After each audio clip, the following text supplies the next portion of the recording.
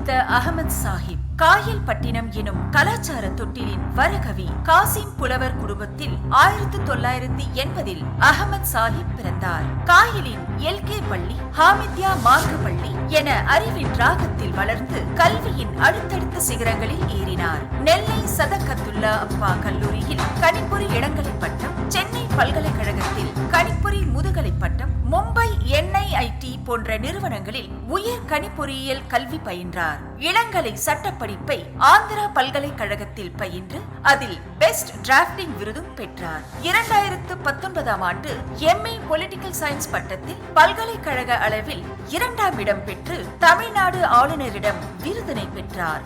Saudi அரேபியாவின் பெரும் நிறுவனங்களில் 10 ஆண்டுகள் உயர் பொறுப்பில் பணியாற்றினார். அங்குள்ள அறிவியல் மையங்களின் ஆய்வுகளில் அமர்ந்தார். என் மக்கள், என் மண், என் போராட்டம் என்று திரும்பி நின்றார். தமிழீழம் முதல் ஜல்லிக்கட்டு வரை, ஸ்டெர்லைட் முதல் கூடங்குளம் வரை போராட்ட களத்தில் இருந்த குரல் காயல் அகமது சாஹிப். 2002ஆம் ஆண்டு குஜராத் இனப்படுகொலையின் போது என் சகோதரி நிறை மாத கர்ப்பிணியாக இருந்த முஸ்லிம் சகோதரியுடைய வயிற்றை குட்டி கிழித்து சூதாயத்தால் அந்த சிசுவை வெளியே எடுத்து பெட்ரோல் ஊத்தி கொளுத்திய கும்பல் சொல்கிறது, இஸ்லாமிய சமூக பெண்களுக்கு நாங்க வக்ஃப் சட்டத்துல நாங்க இடம் கொடுத்துட்டோம். வக்ஃப் திருத்த சட்டம், முத்தலாக் தடை சட்டம், ஹிஜாப் தடை எதிர்ப்பு என 500க்கும் மேற்பட்ட போராட்டங்களில் மக்களை திரட்டியவர். அரசியல் கட்சிகள் எல்லாம் அன்போடு வரவேற்கும் மனிதர் இவர். விடுதலை சிறுத்தைகளின் போர்க்கொடி பிடித்தார். எழுச்சி தமிழர் திருமாவின் நம்பிக்கை பெற்றார்.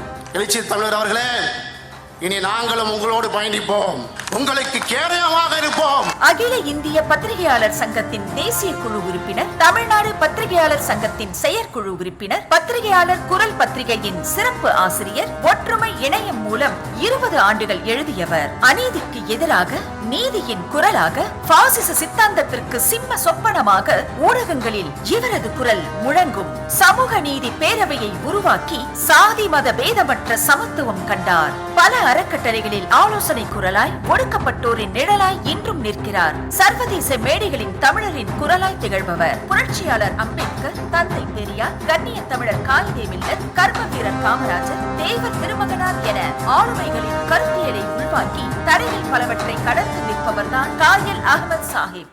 இன்று நாம் பேச போவது காலச்சுவடுகள் என்னும் நூலின் ஆசிரியர் வழக்கறிஞர் MN சாஹிப் அவர்கள் சமூக நீதி, மனித உரிமை, ஜனநாயக விழிப்புணர்வு ஆகிய 3 தளங்களையும் தன் எழுத்தின் மூலமாக சொல்லிவரும் ஒரு அர்ப்பணிப்பு நாயகன். சட்டத்துறையில் அனுபவம் பெற்றவராக பொதுமக்கள் சந்திக்கும் அநீதிகளை நெருக்கமாக கண்டு அதனை அமைதியாக கடந்து செல்லாமல் எழுத்தை ஒரு காத்திரமான ஆயுதமாக பாவித்திருக்கின்றார். இவரை பற்றி நான் வாசித்த போது அவர் IT, அதாவது தொழில்நுட்பத்திலே இருப்பவர். நானும் அதே தொழில்நுட்பத்திலே இருப்பவன் தான். ஆனால் இவருடைய தகைமைகளை பார்க்கும் பொழுது அரசியலில் இருந்திருக்கிறார், இலக்கியத்தை பற்றி பேசியிருக்கின்றார், மற்றும்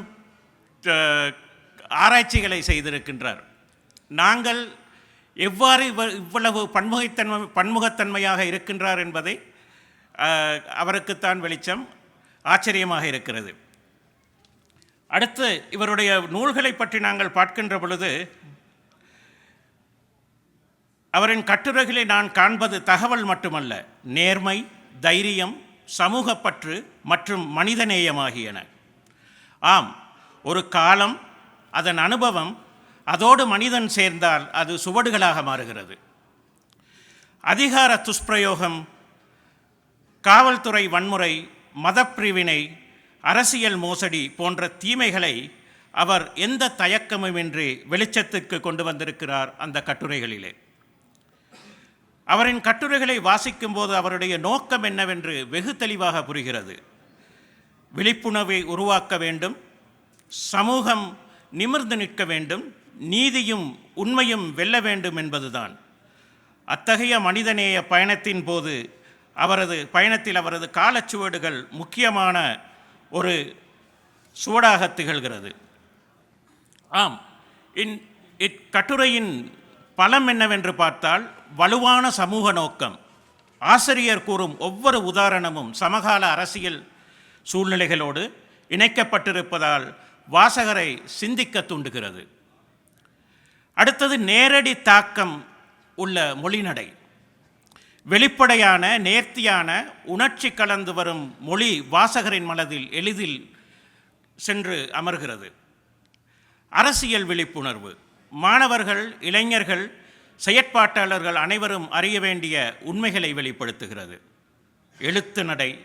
அவருடைய கட்டுரைகளின் எழுத்து நடை மிக சாதாரணமாக நேரடி தாக்கம் மிகுந்தது. ஒரே நேரத்தில் தகவலூட்டும் மற்றும் சிந்தனையையும் தூண்டுகிறது. ஊடகத்தின் ஆழம். அவர் எவ்வாறு அந்த உள்ளடக்கத்தின் ஆழம், சமூக சட்டம், அரசியல், மதசார்பின்மை இவை அனைத்தையும் ஒரு நுண்ணறிவு சரிவில் இணைத்து கையாளுகிறார். வாசகரின் பொறுப்பு உணர்வை எழுப்பும் ஆற்றல். நூலை படித்தவர் நம்ம சமூகத்தில் என்ன நடக்கிறது என்று கேள்வி எழுப்பாமல் இருக்க முடியாது. அந்த அளவிற்கு அவருடைய மொழிநடை மற்றதும் கட்டுரைகளின் உள்ளடக்கமும் திகழ்ந்திருக்கிறது. ஒரு ஒவ்வொரு கட்டுரையும் பற்றி ஒரு சிறிதளவு பார்ப்போமையானால், பக்கம் 9, 10களில் நூலின் ஆரம்ப பகுதி கட்டுரையில்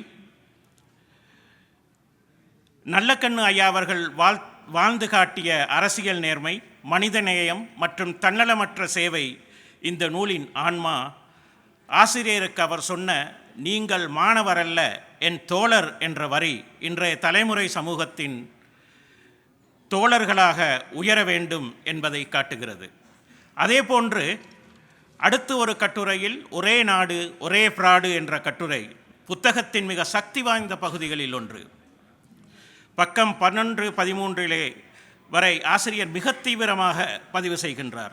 1 nation 1 election, 1 nation 1 GST, 1 nation 1 ration என்ற தத்துவங்களை அவர் மிகவும் விமர்சிக்கின்றார். இவை அனைத்தும் ஜனநாயகத்தை ஒடுக்கக்கூடிய அபாயகரமான மையமயமாக்கல் முயற்சிகள் என ஆசிரியர் ஆராய்கின்றார். அசல் உரையில் வரும் அவரின் வரிகள் இவை அனைத்தையும் ஜனநாயகத்துக்கு நேரான அச்சுறுத்தல்கள் என்னும் கூற்றின் நூலில் மையக்கருத்தை துல்லியமாக சொல்கிறது. இந்தியாவின் பல்தன்மையை அழித்து மையப்படுத்தும் பாசிச கருத்தியல் அபாயங்களை ஆசிரியர் விளக்குகின்றார். ஒற்றுமை என்ற பெயரில் வேறுபாடுகளை ஒழிக்க முயல்வது ஜனநாயகத்துக்கு அச்சுறுத்தல் என்பதை மிக தெளிவாக எடுத்துரைக்கின்றார். இன்னும் ஒரு கட்டுரையில் தொகுதி மறுசீரமைப்பு அவசரமா அவசியமா? இந்தியாவை போன்ற நாடு பல் கலாச்சாரங்களை கொண்டது.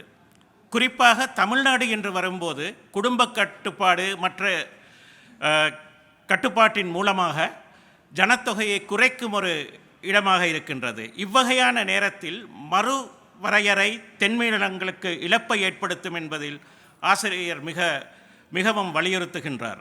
சமநிலை, சமத்துவம், மாநில உரிமைகளை ஆகியவற்றை காக்க வேண்டிய காலம் இது என்று அவர் கூறி முடிக்கின்றார்.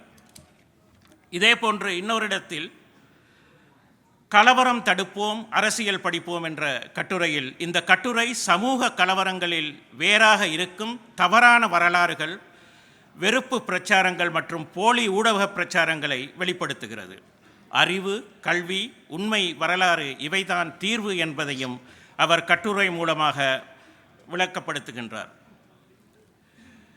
அடுத்து மதம் மாய்க்கும் மதவெறியும் பல்லாண்டு பகையும் பக்கம் 22, 24 வருகின்ற காஷ்மீர் பிரதேசத்தை நிகரும் தீவிரவாத தாக்குதல் பற்றியும் அதில் ஆசிரியர் வலியுறுத்துவது தீவிரவாதம் மதத்திற்கு சொந்தமான ஒன்று அல்ல.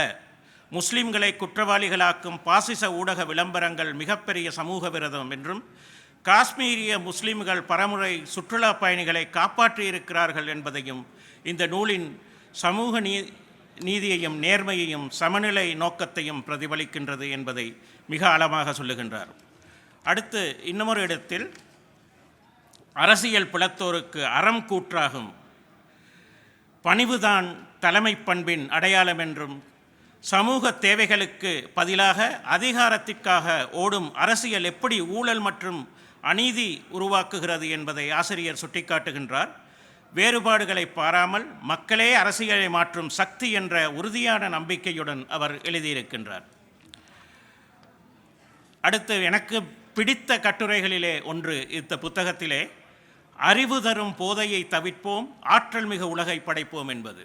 ஆம், இந்த தலையங்கத்தை நான் பார்த்தவுடன் நான் நினைத்தேன் ஏதோ போதை வஸ்துக்களை பற்றி அவர் பேசப் போகின்றார், அதில் வருகின்ற நன்மை தீன்மைகளை, உடலுக்கு தீங்கான விடயங்களை கதைக்கப் போகின்றார் என்பது. ஆனால் அது தலைகீழாக மாறி அது எவ்வாறு அதிகாரம் போதையாக பார்க்கப்படுகின்றது என்பதை மிக அழகாக சொல்லியிருந்தார். நூலில் வரும் அழிவு தரும் போதையை தவிர்ப்போம், ஆற்றல் மிகும் உலகை படைப்போம் என்ற கட்டுரை நம் சமூகத்தின் வாழ்வாதாரத்தை உருக்கும் பல உண்மைகளை வெளிப்படுத்துகின்றன. அதில் ஆசிரியர் கூறுகின்றார், அதிகார துஷ்பிரயோகம், காவல்துறை வன்முறை, மதத்தை அரசியலாக்கும் போதை, பொய் பிரச்சாரத்தால் மக்களை பிரிக்கின்ற போதை, இவை அனைத்தும் சமூகத்தின் அடித்தளத்தை ஆட வைக்கும் அழிவு தரும் போதைகள் என கூறி திருப்புவனத்தில் அஜித்குமார் உயிரிழந்த சம்பவம் போன்ற எடுத்துக்காட்டுகள் அதிகாரத்தின் தவறான பயன்படுத்துதல் எவ்வளவு ஆபத்தானது என்பதை நேரடியாக உணர்த்துகின்றன. நேரம் கருதி இதை முடித்துக்கொள்ளவிருக்கின்றேன். இன்னும் நிறைய இவருடைய கட்டுரைகளை பேசலாம். இந்த புத்தகம் சாதாரண கட்டுரைகள் அல்ல, இது சமூக விழிப்புணர்வுக்கான பாடம், குடிமகனின் பொறுப்புக்கான வழிகாட்டி, மனிதநேயம், சமத்துவம் மற்றும் ஜனநாயகத்தை காக்கும் அழைப்பு என்று கூறுவதில் எந்த தயக்கமும் இல்லை. இதன் வாயிலாக இன்றைய அறிவு மேடை நிகழ்வில் கலந்து கொண்ட அனைவருக்கும் எனது நன்றிகளையும் வணக்கத்தையும் தெரிவித்துக்கொண்டு, இந்த நூல் ஒவ்வொரு வாசகரின் மனதிலும் ஒரு கேள்வியை எழுப்புகின்றது. நாம் எந்த உலகத்தை உருவாக்கப் போகின்றோம்? ஆசிரியர் கூறுவது போல அழிவை ஊட்டும் போதைகளை கலைத்துவிட்டு ஆற்றல் மிகு மனிதநேயமிக்க உலகை கட்டுவோமா? இதுதான் நமது கேள்வி. அடுத்து, அறிவு பேசப்படும் போது சமூகம் எழுகிறது, சமூகம் எழும்போது தம் வரலாறு மாறுகிறது என்று கூறிக்கொண்டு இந்த வாய்ப்புக்கு நன்றி கூறி விடைபெறுகிறேன். நன்றி, வணக்கம். காலச்சுவடுகளுடைய ஆசிரியர் சகோதரர் வழக்கறிஞர் காயல் எம்என் அகமது சாஹிப் அவர்களை அழைக்கின்றேன். இந்த காலச்சுவடுகள் புத்தகத்தை பெற்றுக்கொள்ளுமாறு அன்பு சகோதரர் பத்ருதீன் அப்துல் மஜீத் அவர்களை அழைக்கின்றேன். சிறப்பு விருந்தினர்கள் செந்தில் அவர்களையும் அண்ணன் அன்சாரி அவர்களையும் மேடைக்கு அழைப்பதில் மகிழ்ச்சி அடைகின்றேன். இந்த புத்தகத்தை பெற்றுக்கொள்ள பியாரி ஜான், சகோதரர் பியாரி ஜான், சகோதரர் ஃபயாஸ், சகோதரர் குலாம் மைதீன், எழில் மாறன் ஆகிய நால்வரையும் மேடைக்கு அழைப்பதில் மகிழ்ச்சி அடைகின்றேன். கொஞ்சம் விரைவாக வாங்க. எல்லோருக்கும் இரவு உணவு ஏற்பாடு செய்யப்பட்டுள்ளது. கிட்டத்தட்ட எல்லாம் முடிஞ்சிருச்சு. நம்ம சிறப்பு விருந்தினர்கள் மட்டும்தான் பேசணும். இவ்வளவு நேரம் பொறுமையா இருந்த நீங்க இன்னும் கொஞ்சம் நேரம் பொறுமையா இருந்து நிகழ்ச்சி முடியும் வரை காத்திருக்க வேண்டும் என்று ஜித்தா முத்தமிழ் சங்கத்தின் சார்பாக கேட்டுக்கொள்கின்றேன். இரவு உணவு சென்னை எக்ஸ்பிரஸில் இருந்து வருகிறது.